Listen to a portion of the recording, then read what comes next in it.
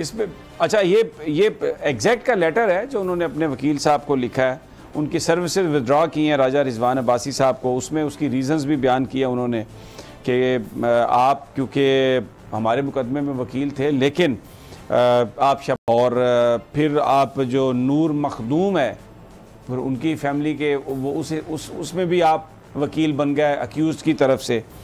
तो फॉर्मर जो साबिक वज़ीर-ए-आज़म इमरान खान उनके ख़िलाफ़ ATC में प्रोसिक्यूटर बन गए।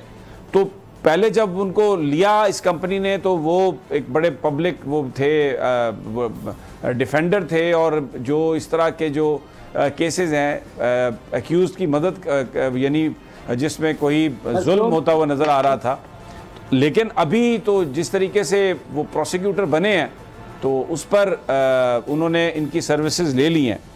फिर इसमें यह भी एक चीज़ है इस लेटर में कि ये टाइम बार था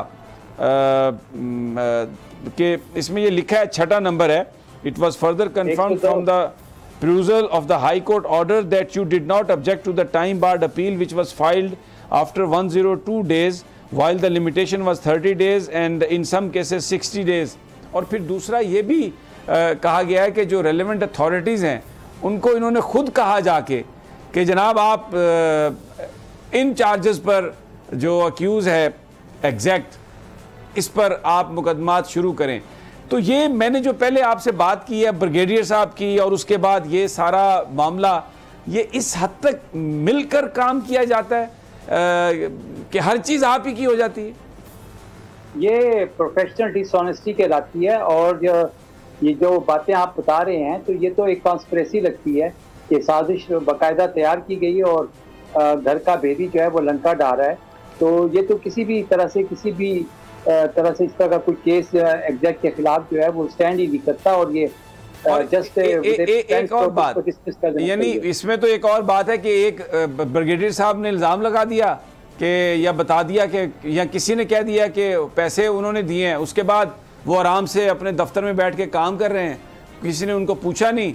और जो लोग IT एक्सपोर्ट्स के ज़रिए पाकिस्तान पैसे लेके आ रहे हैं, यहाँ पर एम्प्लॉयमेंट दे रहे हैं, कानून के मुताबिक काम कर रहे हैं, जुर्म सिर्फ ये है कि शायद उन्होंने कुछ और कोई मीडिया का उन्होंने उसमें आने की कोशिश की तो उनको आप खुदे लाइन लगा दें।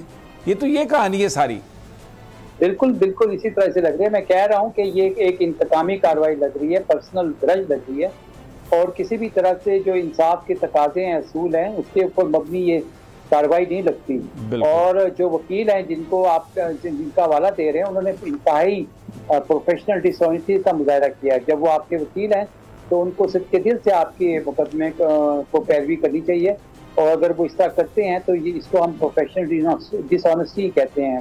देखना चाहिए। मुझे लगता है कि इन ब्रिगेडियर साहब की जो तहकीकात हैं इनसे होनी चाहिए क्योंकि या इसकी तो कोई बुनियाद ही नहीं बनती मुकदमे की इस वजह से। सबसे ज्यादा व्यूज, सबसे ज्यादा रील्स और सबसे ज्यादा रेटिंग के साथ बोल अब भी नंबर 1 पोजीशन पर बरकरार।